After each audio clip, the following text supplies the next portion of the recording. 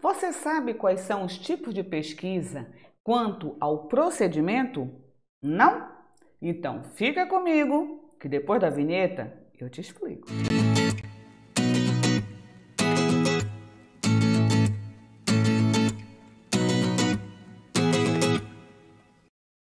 Fala, minha galerinha, professora Gui na área. Seja bem-vindo, seja bem-vinda aqui à tua casa.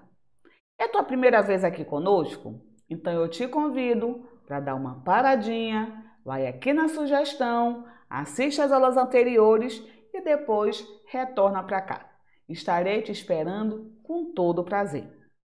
E você que já está à espera da nossa aula, nós iremos começar hoje a nossa aula número 3, que é justamente aquela pesquisa que está voltada para o procedimento. Mas vamos nessa que a gente tem pressa. Nós já vimos que a pesquisa científica ela é diferente da pesquisa do cotidiano, porque obrigatoriamente a pesquisa científica ela tem que apresentar duas variáveis que são imprescindíveis, que é justamente o processo metodológico e o processo sistemático. A pesquisa científica, além de apresentar a metodologia e a sistematização, ela tem que cumprir aquelas características que nós trabalhamos tanto na nossa playlist Ciência e Conhecimento, quanto na própria parte inicial do que seria a pesquisa científica. E nós vimos também que quando você vai fazer uma pesquisa, ela pode se dar por duas vertentes, pela curiosidade ou pela necessidade. Quando a gente fala que a pesquisa foi resultante de uma curiosidade, nós estamos olhando para um estudo que foi baseado nas razões de ordem intelectual, assim como se caso o estudo que você vai ter que desenvolver é por conta de um problema real, uma necessidade real, você estará a executar um estudo de ordem prática. É por isso que, se for de ordem intelectual, você apenas vai contribuir com um novo conhecimento para a ciência. Por quê? Porque como ninguém está te obrigando a fazer aquele estudo, você vai fazer por um interesse próprio e o resultado, ao ser divulgado, ele vai contribuir para o aumento daquela temática no meu campo acadêmico científico. Agora, quando você tem um problema real, aí você parte para a pesquisa tomando por base a necessidade. Ou seja, você vai atender a uma exigência real para solucionar problemas concretos. É por isso que, em termos de definição, nós temos dois tipos de pesquisa. Então, a pesquisa ela se divide em dois grandes grupos, que nós chamamos de pesquisa pura ou pesquisa aplicada. Alguns autores e autoras, além de definir como pesquisa pura, eles também chamam pesquisa básica. Então, a pesquisa pura é a mesma que a pesquisa básica. Por isso que nós temos esses dois grandes grupos: pesquisa pura ou básica e a pesquisa aplicada.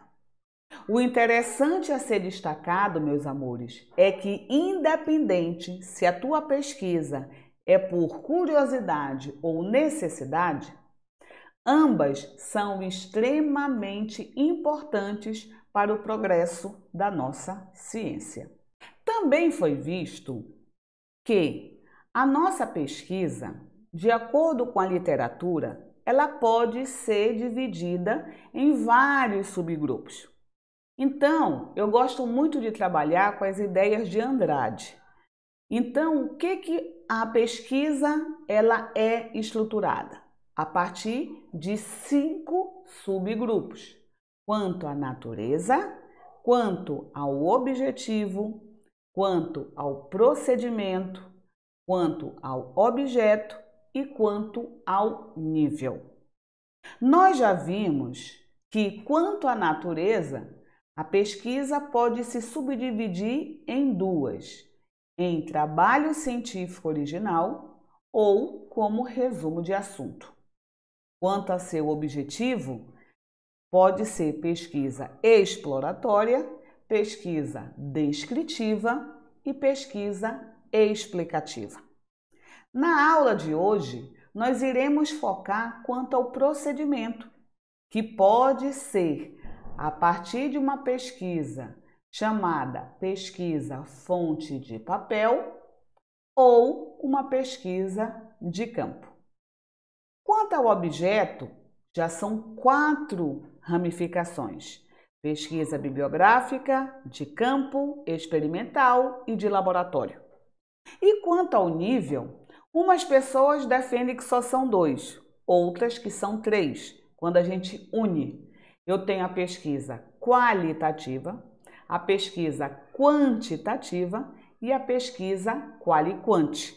Eu chamo quali-quant, mas é quali-quantitativa, ok? Hoje, vocês já sabem, iremos trabalhar a pesquisa quanto ao procedimento.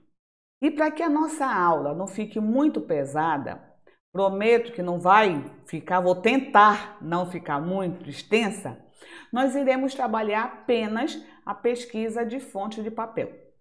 E na próxima aula, a pesquisa de campo, bem detalhado, bem devagar, para a gente não ficar com conteúdo incompleto e também não ficar muito extensa a nossa aula, ok? Em relação à pesquisa quanto ao seu procedimento, qual é a importância desse tipo de pesquisa? Ele é importante porque a pesquisa quanto ao procedimento é aquela pesquisa que tem como foco principal o processo de coleta dos dados para o teu estudo. É por isso que essa lâmina diz o seguinte: a pesquisa quanto ao seu procedimento é importante porque é responsável pela determinação de como os dados serão coletados para fins de estudo, análise e interpretação. Como a gente vai, então, proceder à minha pesquisa quanto ao procedimento? Nós temos 2 formas de fazer esse tipo de pesquisa. A primeira forma pode ser somente em nível teórico e a segunda forma em nível prático. Por isso que nós temos a pesquisa de fonte de papel e a pesquisa de campo. A teórica, pesquisa de fonte de papel. A de campo, pesquisa prática. Mas vamos lá falar em específico da pesquisa em nível teórico. Nós já vimos que a pesquisa em nível teórico é definida, segundo Andrade, como pesquisa de fonte de papel. A pesquisa de fonte de papel é aquela onde o foco de coleta de dados ocorre somente para o meio que nós chamamos de fonte de informação. Então é por isso que aqui nós colocamos: a pesquisa de fonte de papel é aquela onde o processo de coleta de dados ocorre por meio de leitura de fontes informacionais. Ou seja, o meu objetivo é só eu, Guilhermina, e as fontes de informação. Percebam que aqui a gente não fala a palavra sujeito. Eu falo somente fonte de informação. Aí vem a perguntinha besta, né? O que é uma fonte de informação? Ora, fonte de informação nada mais é do que todo e qualquer suporte que eu posso obter uma informação. Quando a gente fala suporte, a gente fala suporte físico. Eu não estou falando suporte humano. Então, por isso que aqui eu só vou estudar tudo e qualquer tipo de suporte que vai subsidiar a minha pesquisa documental ou a minha pesquisa bibliográfica, ok? Então, vamos fazer o que é a pesquisa documental e o que é a pesquisa bibliográfica. A pesquisa documental é quando eu vou ler as minhas fontes primárias, como a gente já trabalhou na nossa aula passada, ok? Então, o que é mesmo a fonte primária? É aquela fonte que ainda está no seu formato original. Às vezes, essa fonte, ela passa pelo processo de editoração e deixa de estar no formato original, deixa de ser fonte primária e passa a ser fonte secundária. Ela foi publicada.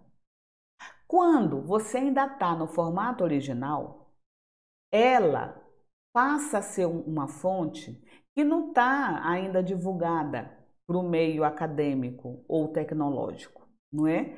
Muitas ficam especificamente guardadas em organizações específicas. Por isso que muitas pessoas, sobretudo da área de história, quando vai fazer os seus trabalhos, eles precisam ir até às bibliotecas, precisam ir aos arquivos, porque aquelas informações, elas só estão guardadas no acervo ou na coleção de determinada organização.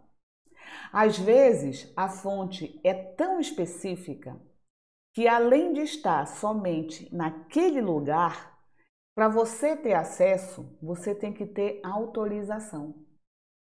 Outras são tão raras que, para você ter acesso, você precisa estar com um colaborador ou a colaboradora daquele lugar, onde muitos usam luvas justamente para não danificar o material, já que a nossa mão, a gente sabe que tem gordura, não é? Então, a gente vai justamente quando toca naquela folha do papel, automaticamente eu transfiro para o papel essa minha gordura e pode trazer danificações ao meu material ao longo do tempo. Não pode tirar foto com flash para não danificar ao longo do tempo. Então, muitos materiais, eles são extremamente raros. E ele só tem essa versão. Então, ainda está no formato original. Eu tenho só aquele material. E ele é uma fonte riquíssima de informação para um trabalho acadêmico. Então, as pessoas recebem autorização, as pessoas vão junto com o responsável daquele setor, e é essa pessoa que vai folheando o material, e você vai lendo e você vai registrando nos seus cadernos de anotações. Porque você não pode tirar xerox, você não pode tirar fotografia.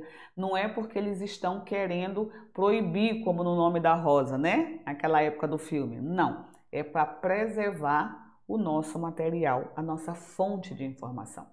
Ok? Então, essa é a nossa fonte primária. Ela ainda está no formato original.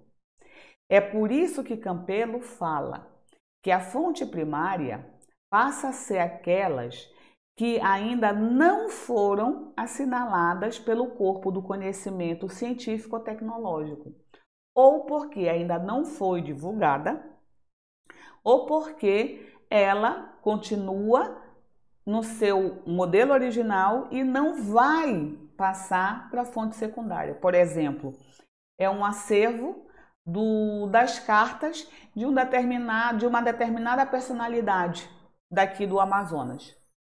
É o acervo que está lá no meu Museu Amazônico e eu vou ter que trabalhar aquele material para minha pesquisa. Recebo autorização do museu, consigo obter as informações, mas eles não têm interesse em publicar aquelas cartas. Elas vão continuar a existir, são divulgadas para a sociedade, existe esse material riquíssimo, mas ele está lá no acervo, está lá no fundo, que a gente chama, não é? O processo arquivístico, está lá naquele fundo, lá naquele museu ou naquele arquivo específico, não é? E a gente vai até lá e consegue obter o material tranquilamente para trabalhar. Por opção, continua como fonte primária. Ele só vai ser passado como fonte secundária se a gente pegar todas essas cartas, organiza, faz um processo, digita, datilografa, digita, não é? Faz todo o processo, se tiver o scanner, faz a digitalização e aí a gente vai transformar e publicar. Por exemplo, as obras, os discursos que foram utilizados em um museu que a gente trabalha, Museu Eugênio Teixeira Leal, lá na freguesia, lá na comunidade do Pelourinho, desculpa, freguesia é o termo que a gente usava na defesa. O que eles fizeram? Todos os discursos das pessoas que passaram pelo museu, que são personalidades, discursos importantes e que retratam a história da Bahia de uma forma geral, o que eles fizeram? Esse documento é riquíssimo. Por que vai ficar aqui somente guardado no nosso arquivo? Porque lá tem museu, biblioteca e arquivo, por isso que é um grande complexo, não é? Como na Biblioteca de Alexandria, que tínhamos o complexo como um todo, não era só específico biblioteca, eles não são especificamente museu. Então o que eles fizeram? Pegaram esses discursos e começaram a transformar, a partir de patrocínio, a publicar. Então são vários volumes, o documento é tão rico que não foi só num único volume. Então nós temos vários volumes e eles publicam, porque é um material rico que fala sobre a história do estado da Bahia e que ele vai servir como uma rica fonte de informação para as pessoas interessadas nessa temática em nível acadêmico ou científico. Aí sim, deixou de ser uma fonte primária e passou a ser uma fonte secundária, porque nós tiramos do formato original, ainda no discurso, alguns manuscritos. Quando a gente fala manuscrito, não é só a mão, é manuscrito é a mão, aí sim é o datilografado, é o digitado, que é o mais moderno, mas isso a gente chama de manuscrito. E eu transformei em uma monografia, que o nome correto de livro é monografia. Aquele treco que tu chamas de monografia, o nome correto é trabalho de conclusão de curso. Ok? Só para esclarecer, tá? Então, isso são as nossas fontes primárias. Quando você usa a fonte secundária, que já passou pela editoração, portanto, ela é de fácil acesso, porque a fonte primária, às vezes, só existe em determinado lugar. Então, tu tem que ir àquele lugar, não é? A fonte secundária, não. Ela já é mais fácil. Nós já conseguimos, principalmente no meio intangível, e nós temos muito material já no formato PDF e de acesso aberto e você consegue obter de forma muito mais rápida, não é? E ela está aí, distribuída para quem quiser obter. Quando eu faço leitura de uma fonte de fácil acesso, que já foi publicada, já foi divulgada, já passou pela editoração, eu estou falando que eu estou lendo uma fonte secundária. Se eu estou lendo uma fonte secundária, significa que eu estou a desenvolver a pesquisa bibliográfica. Entenderam, meus amores?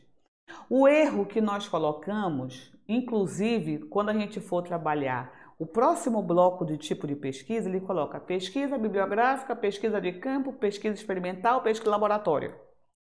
Ele coloca como tudo que é teoria, pesquisa bibliográfica. Só que você agora sabe que o nome correto é pesquisa documental, se caso você faz uso de leitura de fonte primária.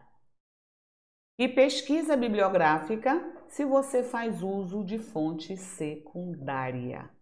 Ok? Tu podes até continuar com erro, já que mundialmente todo mundo fala só pesquisa bibliográfica. A partir da leitura de artigos, de documento, fonte primária, fonte secundária, mas você tem consciência do nome correto, ok? Cabe a nós te informar qual é o nome correto. Então, a pesquisa bibliográfica é aquela que se usa a partir de fonte secundária. É por isso que Cunha diz que a fonte secundária, é aquela onde as informações contêm informações sobre os documentos primários, porque era o primário que passou a ser secundário, né? Muitas vezes. Outras não. Outras eu já vou partir para mim, eu vou fazer um livro da minha cabeça, eu começo do zero, eu não tive fonte primária. Eu peguei e fiz. Já nasce como fonte secundária. Mas tem documento que nasce ainda como fonte primária e depois cresce como fonte secundária, ok? E o Cunha coloca isso, que são aqueles documentos que nasceram como primário e depois eles crescem como secundário e são arranjados segundo um plano definitivo, ok? Que vai ser justamente voltado para a organização desse documento, que vai servir como um guia para você enquanto pesquisador. Em nível de exemplo, vamos relembrar as nossas fontes primárias. O que pode ser fonte primária?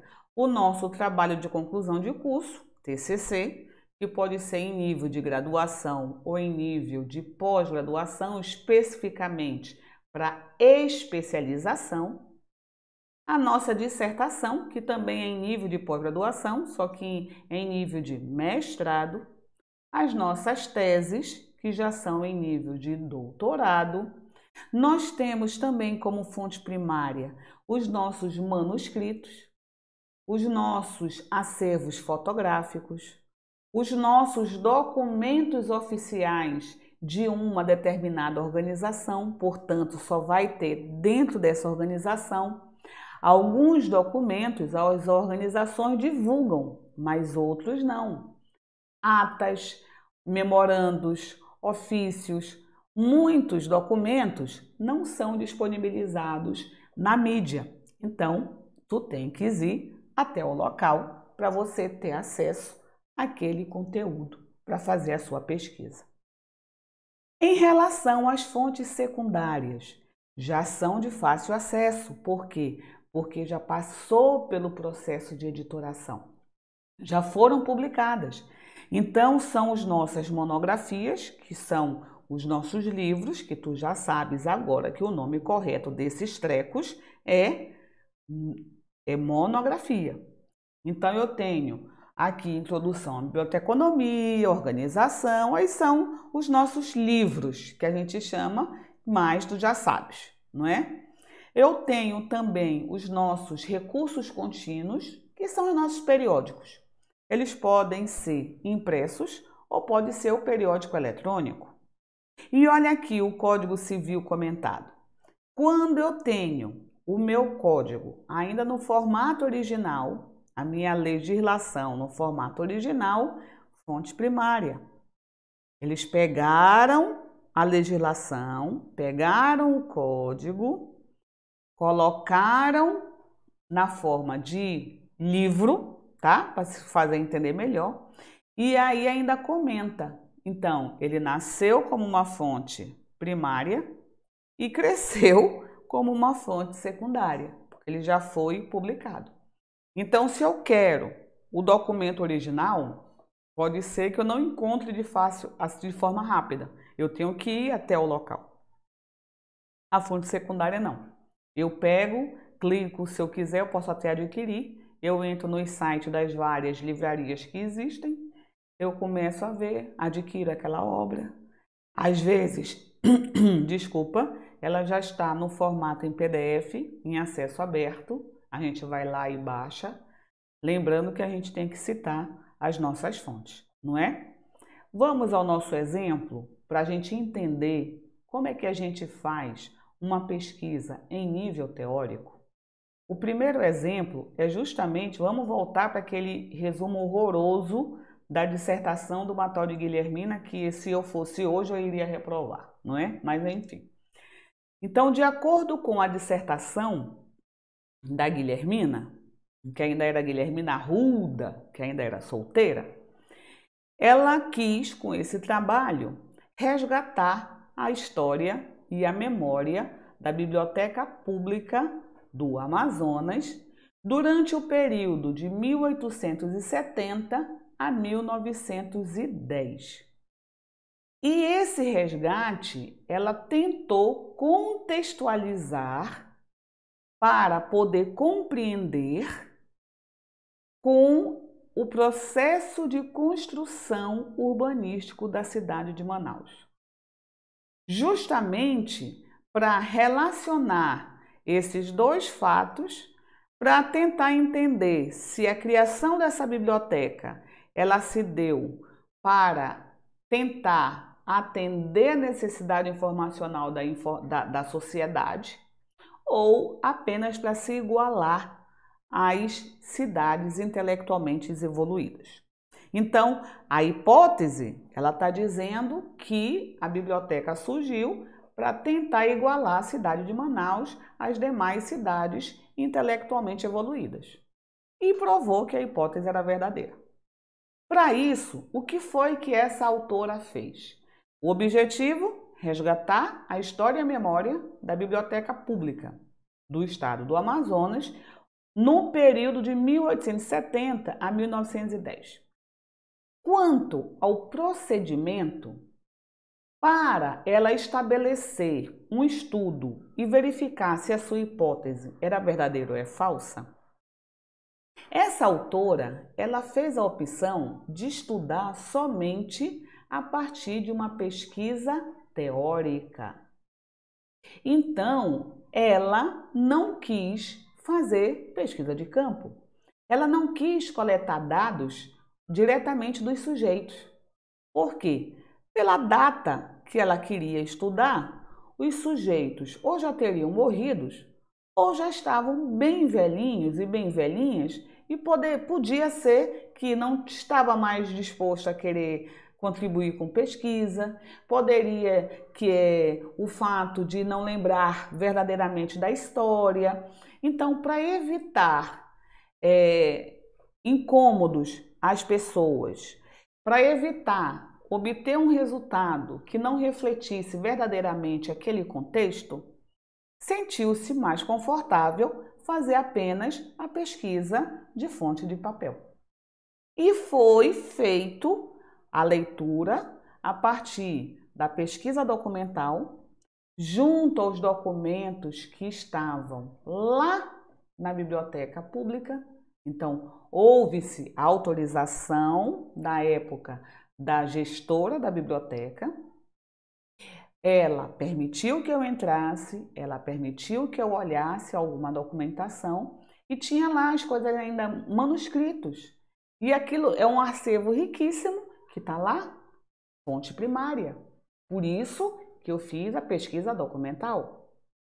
E também fiz uso de artigos, fiz uso de livros para poder entender o que é uma biblioteca pública, qual é a sua função, o que ela tem que fazer, como é em nível histórico, como é que surgiu a primeira biblioteca no mundo, piriri pororó, tal. Isso eu usei pesquisa bibliográfica, porque eu utilizei fonte secundária. Então, para fazer esse estudo, eu não fiz pesquisa de campo. Eu fiz apenas pesquisa de fonte de papel. E quando a gente faz a pesquisa de fonte de papel, o processo de construção da minha tese, que vai virar minha teoria, que eu vou defender no meu acadêmico, ela ocorre a partir do fundamento, ou seja, fundamentação teórica, processo dialógico entre os autores lidos e mais a autora da obra, Guilhermina.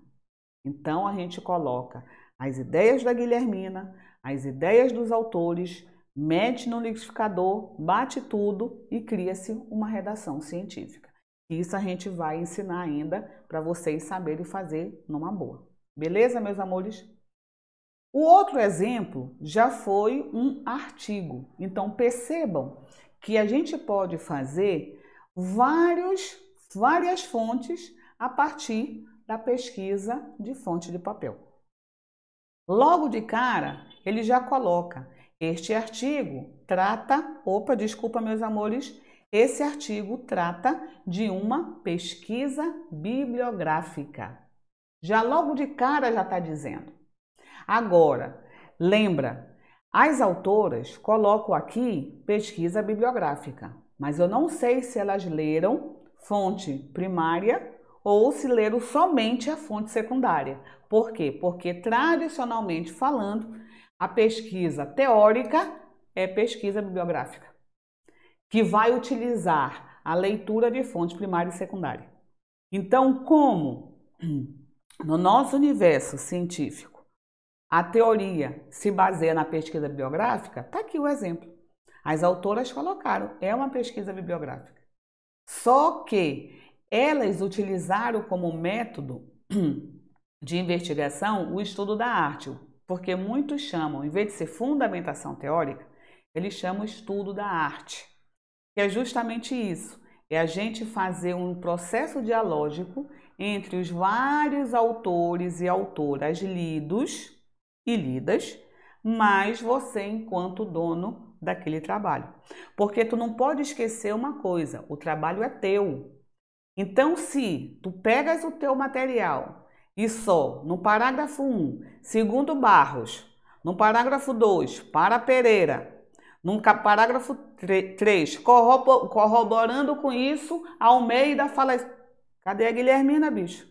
O trabalho é de todo mundo, menos da Guilhermina.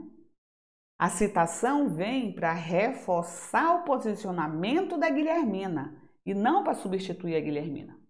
Isso porque nós estamos na área de humanas. É diferente dos meninos que são da área da saúde. Se você olhar os artigos, as dissertações, tese e trabalho de conclusão de curso dos meninos da área da saúde, você vai ver que é citação seguida de citação. Eles estão errados? Não. É outro contexto, é outra necessidade. Nós, da humanas, nós temos processo dialógico. Nós temos que dialogar com os autores, porque os autores eles estão sendo apresentados para fundamentar o meu posicionamento, para fazer com que eu te prove que a minha hipótese é verdadeira ou é falsa. Então, por isso que não vem me substituir, ele vem complementar a Guilhermina, porque o trabalho é da Guilhermina, ok? Tá? Então, aqui elas falam que fizeram a pesquisa bibliográfica, portanto, pelo método de investigação do estudo da arte, e elas usaram o quê?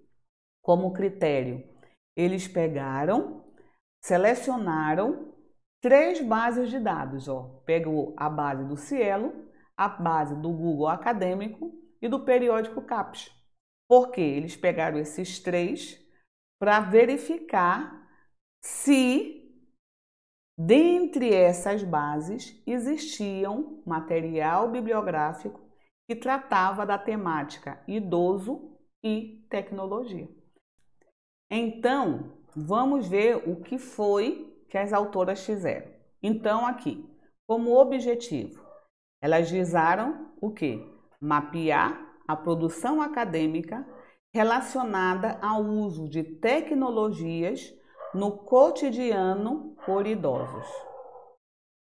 E quanto ao procedimento? também elas não citam sujeitos, ou seja, elas não foram conversar com os idosos para querer saber se eles têm domínio ou não da tecnologia, se a tecnologia está no cotidiano deles ou não. Elas quiseram verificar quais são as produções acadêmicas que apresentam como foco a relação das variáveis idoso e tecnologia. Se elas querem olhar como foco a produção acadêmica, para que elas vão fazer pesquisa de campo? Elas vão querer conversar com quem? Com os autores? Por que você fez esse teu artigo? Por que o artigo que você cita, você coloca que tem idoso e tecnologia, mas você não foca no idoso? Não. O foco era justamente a produção acadêmica. Produção. Foco, fonte secundária. E elas escolheram, para fazer essa coleta, 3 bases de dados. Então, elas foram na base de dados do Cielo, na base de dados do Google Acadêmico e nos periódicos da CAPES. E foram fazendo o estudo, e aí tem o processo de universo e amostra, que isso a gente vai trabalhar posteriormente. Elas fizeram, selecionaram e começaram a fazer a análise. É o mesmo tipo do projeto que eu estou fazendo hoje em nível de PIBIC. Então, nós estamos trabalhando não com sujeitos, mas sim com os periódicos eletrônicos da área 31 da CAPES. Nós queremos saber se realmente esses documentos que são publicizados, eles são realmente documentos acessíveis às pessoas com deficiência visual. Então, a gente vai pegar, seleciona os artigos, aplica-se neles o software leitor de tela e vamos ver se o software consegue ler aquela documentação. Se sim, o documento ele é chamado documento acessível. Se não, ele não é um documento acessível. E isso eu não estou utilizando nada de sujeito. Eu não estou indo entrevistar nenhum PCD visual. Eu estou querendo olhar somente as publicações da área 31 da CAPES, que é a área da informação e comunicação, e eu quero saber se os periódicos científicos têm essa preocupação de disseminar o seu produto com o olhar do PCD visual, fazendo esse seu produto para que ele seja verdadeiramente acessível a todos e todas, não é? Então, isso é uma pesquisa 100% teórica. Eu estou fazendo uso de fonte primária e fonte secundária, já que eu estou trabalhando legislação, já que eu estou trabalhando material que já foi publicado, também é só pesquisa teórica, né? A pesquisa de fonte de papel, portanto, não utiliza sujeitos. Isso significa que toda a sua teoria, toda a sua tese, toda a sua hipótese, todo o seu posicionamento vai se dar apenas a partir de uma boa fundamentação teórica. É por isso que você é importante nesse processo, porque é você que vai dar o tom do teu trabalho. É você que vai dar o direcionamento do processo redacional. É você que vai demonstrar que o fenômeno existe. É você que vai provar que a sua hipótese é verdadeira ou é falsa, a partir de dados, de fundamentos, não achismo. Você vai provar tudo que você faz. Assim como eu provei que a biblioteca pública ela foi criada não para atender o público, e sim apenas para dizer que Manaus era evoluída. E como foi que eu fiz isso? Como foi que tu provou isso, Guilhermina? Eu mostrei o que era público no período de 1896 a 1910.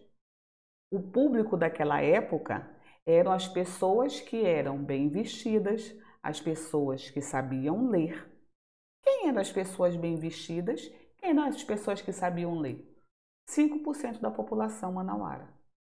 Se só é 5%, aquele prédio, aquela sala de leitura que se transformou na biblioteca provincial e depois se transformou na biblioteca pública, se atendia só 5% da população, está verdadeiramente voltada para a população? Não. Entenderam?